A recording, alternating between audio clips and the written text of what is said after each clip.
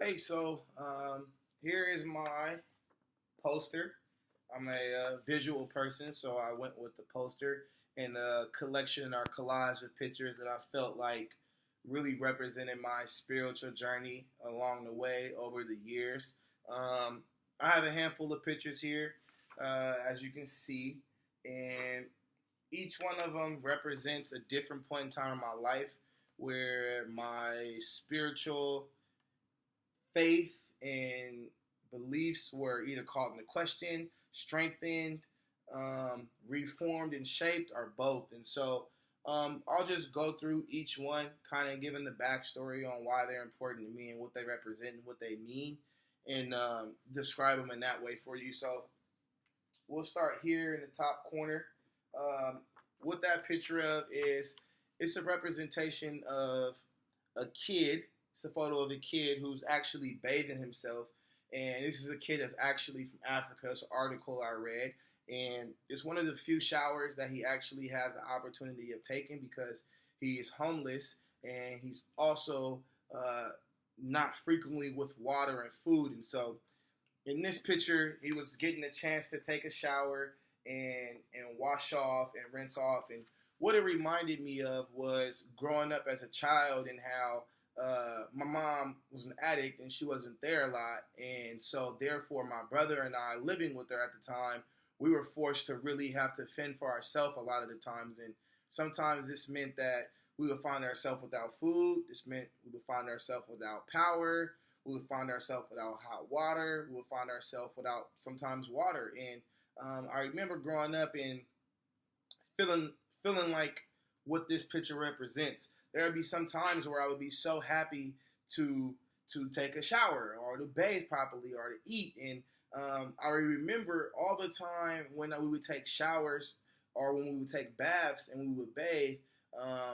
My brother and I having a 6.5, almost 7 year gap, he would always sing songs, very church going songs, or he would always sing different things that were uplifting and very godly and spiritual that we would always hear in church. And that was his way of trying to inspire hope in me and his way of being able to comfort me in a time of discomfort when our mother wasn't there. And at the time, I was really confused because I had a lot of questions as to where she was and why she wasn't there. And my brother would just always tell me, like my grandpa would tell him, we lead by faith and not by sight. And that was just a very hard concept for me to understand because I was so young and I just had questions, and I wanted answers like now. And so for me, I feel like this was my first true experience.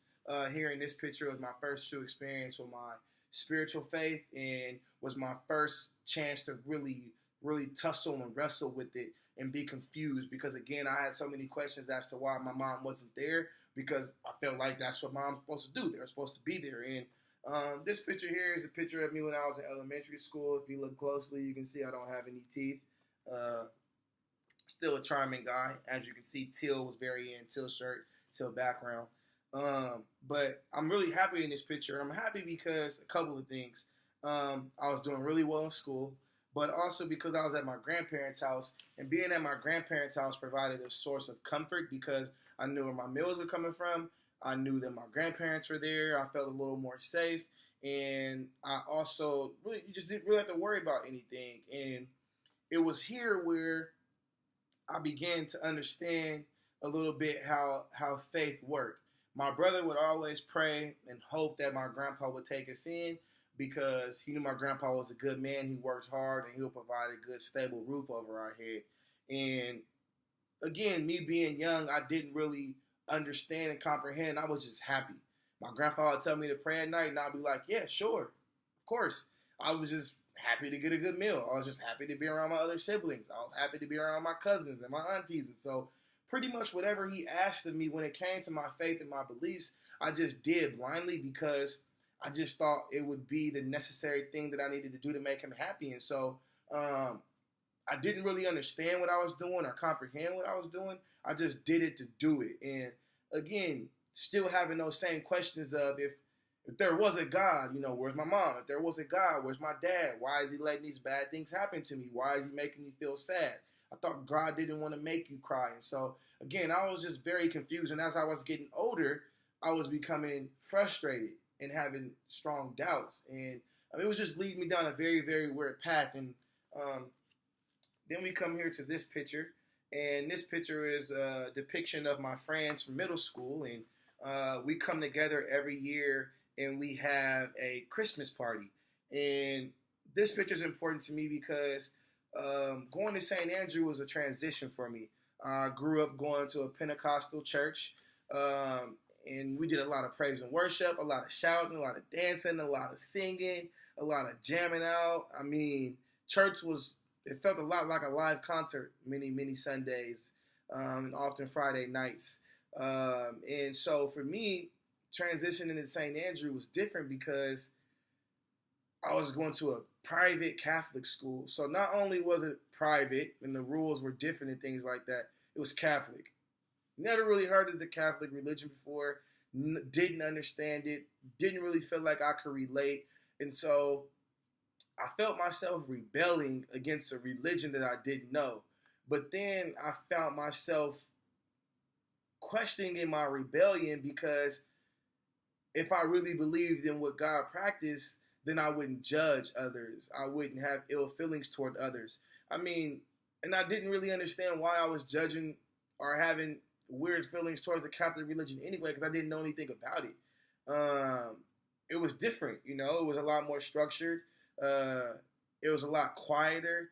You pretty much knew what to expect every time you went into a mass on a Friday at school at St. Andrew.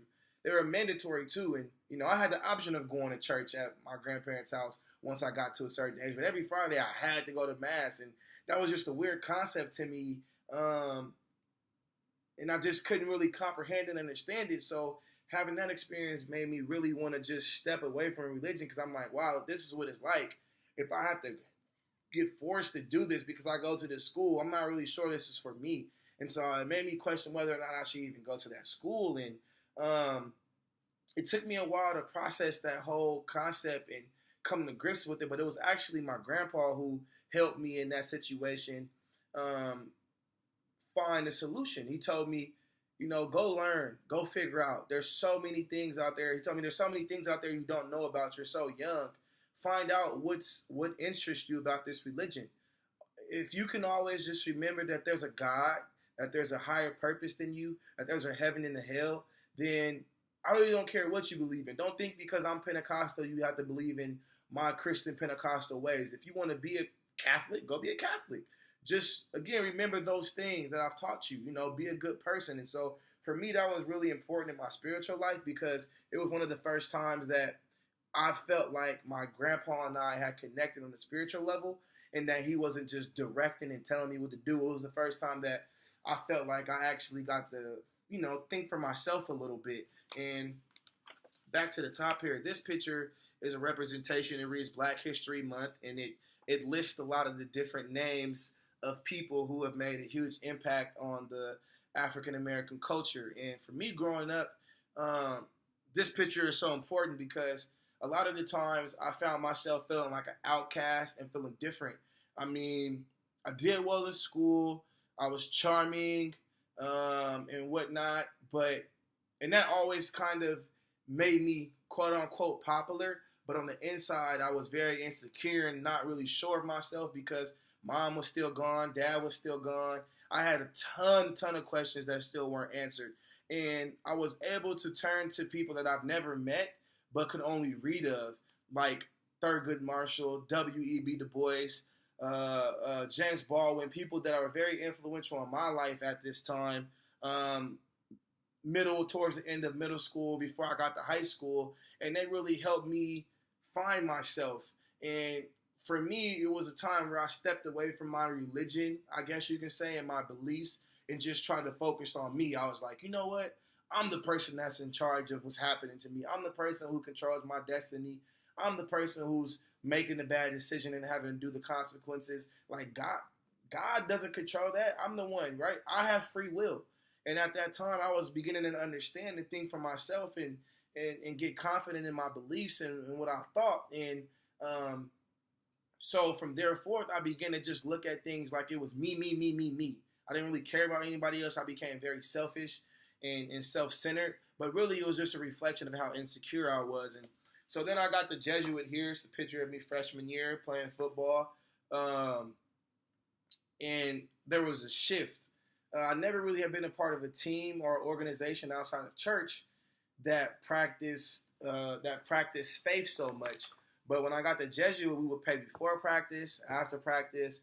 We would pray before games and say the Our Father, say the Our Father at halftime, say the Our Father at the end of the games. And my coach just really imparted the whole idea of believing in something greater than yourself. He regrew that inside of me. He helped re-energize my life in that way, because he would always talk to us about being men and women for others and being outstanding young men, and realizing that there was more to life to just sports. And I was so focused on myself and so focused on me that I really didn't see how I was pushing people away and pushing one of my most pivotal relationships away. And that was my faith and my relationship with God. And being able to be in that environment at Jesuit where everything religious and faith and belief-wise is built into the curriculum, it's built into your extracurricular activities, it's built into how you carry yourself as a man and woman on an everyday basis. It really just reignited that flame inside of me of, okay, maybe there is someone out there. As a teenager, I was still young and immature, so of course, not having parental figures in my life really, really hindered that growth. I think if I would have listened to my brother and thought, have faith, lead by faith and not by sight, I might have been able to grow a lot faster. But again, I'm a big believer in everything happens for a reason, and that brings me to this picture here on the bottom. I can't tell you guys how many times I prayed at night and how many times I just asked God to just bless me, not with more athletic ability, but just with the ability to be able to go to college and not have to have my grandparents or my mom and dad, who just started to come back into my life at this time, have to worry about me paying for college. It was a very unspoken thing in the household, but I really depended on my faith at this point, because I didn't really know what else was going to get me there. I knew I could play ball, but I didn't really know. I didn't really believe that coaches were going to come to my high school and pull me out of class and want to talk to me. I didn't believe that my grandparents, over the course of January, each weekend and once during the week, they will be hosting a new coach that was trying to court me, this insecure, wide-eyed, cheesing, smiling, happy little high school senior, to come be a part of their program. And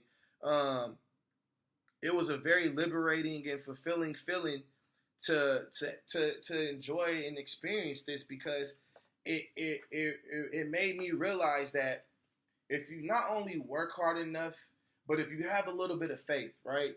The faith of a mustard seed can move a mountain. My grandpa used to say that all the time. The faith of a mustard seed can move a mountain. And he just told me to keep believing. And if I keep believing, and if I kept believing and doing things right, then good things would happen. And so for me to get this scholarship was huge. For me going to college and leaving home, it reinstilled in me this faith that I just didn't have at the time, that not only could I do this, but we can do this. But by we, I mean God. We were a partnership again. And that was just really, really, really huge for me. And then I transitioned to this top picture here. And it's a quote that reads, "Listen to me, pain is temporary. It may last for a minute or an hour or a day or even a year. But even eventually, it will subside and something else will take its place. If I quit, however, it will last forever."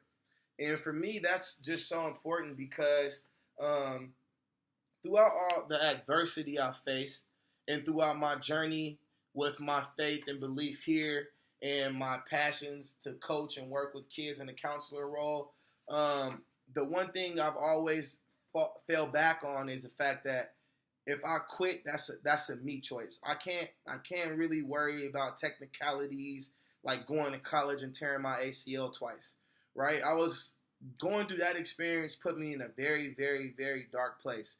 I mean, you go from playing, being one of the most, if not the most valuable person on your team, if not one of the most important people in the state, one of the biggest recruits, the biggest recruit in your recruiting class, to you tear your ACL and you lose 2 out of your 4 years of playing. I mean, I dedicated almost 24 to 30 months of just getting back to feeling normal and being kind of ostracized and feeling like I was on the outside looking in. I had to really fall back on this quote a lot, and it put me in some really dark places, and I was depressed. I became insubordinate. I was angry, and it became all about me. You know, poor me. And I just walked around with this bad attitude, and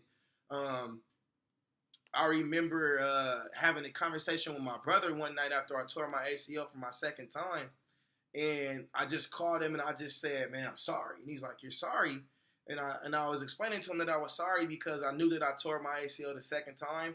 And this time felt different. And I didn't think I was going to be able to come back. And for me, that was just a hard thing to say because I felt like going to college and playing football and going to the NFL and doing those things, I felt like it was going to be my way to change my family's legacy, to change my family's tree, to change generations before me and after me for a long time. And now that that was being taken away from me, I felt like my identity was being lost. And that was just a really hard thing for me to understand. But it wasn't until my brother told me that I was his role model. It wasn't until my brother told me that I needed to continue to lead by faith and not by sight. It wasn't until my brother told me that I could never play football again and I would always be his biggest role model that I didn't really understand what having a relationship with God or having a relationship and believing with somebody bigger than yourself really meant. This picture, that moment really symbolized what faith means to me.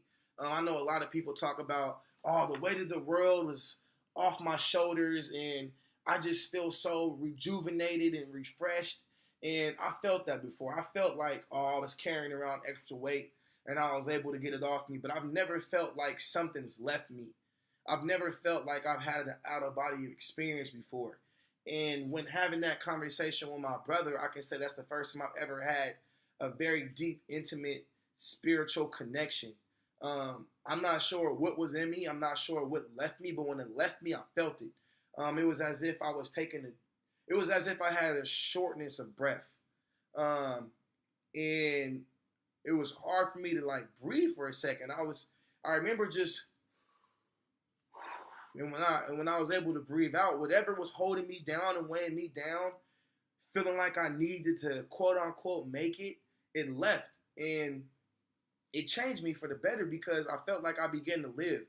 I liken it to getting baptized, right? When people get baptized in a body of water, it's like they go underwater and they leave their old life behind. And then they come out of the water living a new life, walking with Christ. And at that time, I felt like God was giving me a second chance. Or not a second chance. He was allowing for me to go forth and do what I was put on this earth to do. And I used to think that I was playing football, but after that experience, I realized that football was just a platform for me to be able to go forth and do some of the different things that he really wanted me to accomplish. And I'd be lying if I say I didn't miss it. If sometimes I don't cry about it, if sometimes I don't get frustrated about it, seeing guys that I knew I could compete with or were better than play on Sundays and win Super Bowls. But I just know that I have a greater purpose. Not that their purpose is any less or more than mine, but we're just meant to do different things in life. And I've been able to come to grips with that spiritually with my faith and my belief. And that brings me to my last two pictures. The first being one, Christians versus Catholics. And then the last one being a picture of me doing something I love, which is coaching and working with kids. And first with the Christian versus Catholic thing, I was really confused a lot of my life about, should I be a Christian? Should I be a Catholic? Should I not? Should I be atheist? What's this atheist thing about? And then Scientology came around. And then in high school, I was learning about Judaism and the Islamic religion and the Buddhist religion and so many different things. And it just would confuse me. And I would always try to put one against the other. And there was always this internal clash. And what I've come to realize is, as I begin to do things that I love and that I'm passionate about, as I begin to find my direction in life, I begin to realize that whatever I believe in, whatever my faith is, it's not what defines me. It's a part of me. I used to want to separate the two, like, oh, I'm going to go be a Pentecostal Christian over here, or I'm going to be selfish and be to myself and not have belief over here, or I'm going to go do this over here, and then I'm going to go be Raphael over there. But what I've come to realize is that my faith and my belief system is something that's imparted me. It's something that's inside of me, outside of me, is part of my DNA and my makeup. And the sooner that and as I come to realize that, it's helped me better walk alongside God. It's helped me better form a better relationship with God along the way, because I realize that I can't be double-minded. I can't want to have one without the other. We're one.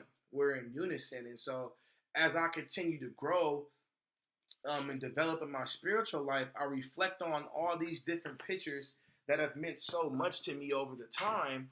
And I recall those experiences and those emotions that were evoked over the course of these 28 years. And I reflect, and I'm proud of where I'm at, because I'm finally able to realize that it's a journey. And I'm finally starting to realize that it's lifelong. And I'm going to be doing it for a while. And so that's a transition for me into the A-Servant competencies. And the two that really stood out to me the most were number 2, which describes the client's beliefs about spirituality and his or her worldview, and how that can how that can impact and influence one's psychosocial functioning. And for me, I couldn't agree more, because I believe that as a kid, my beliefs and the way I thought about life and religion and spirituality, it really had an impact on my everyday lifestyle. You know, it really impacted on how I went about doing things on a day-to-day basis, because before I was able to mature and understand things better, how I felt was dependent on my relationship with my belief and my spirituality at the time. If I felt like it was terrible, I was usually being a jerk and mean and rude and self-centered. When I felt like it was great, I mean, I was firing on all cylinders. I was being a stand-up guy. And that also makes me think about the number 9, where it talks about how the counselor can recognize spiritual or religious themes in the client, and is able to address those with the client when they're therapeutically relevant. And for me, when I think about the work I want to do with others, and the work that's been done on me from others, and through my relationship with God, and through my own journey, I just feel that faith is important. Of course, there's a right time and place, as this mentions. You know, it has to be therapeutically relevant, but to just disregard it, I think it's a disservice not only to yourself and your belief system, but also the belief system of someone else, because it doesn't have to be yours, right? We all believe in something. And a lot of the times what we believe in is what's the driving force. A lot of the time what we believe in is our why, and what makes us wake up every day and want to go live. And so I just, again, couldn't agree with that competency more. You know, 2 and 9 just really stood out to me. And so I appreciate you guys listening to my story, and I hope you guys enjoyed finding out a little bit more about me and my spiritual journey. Thank you.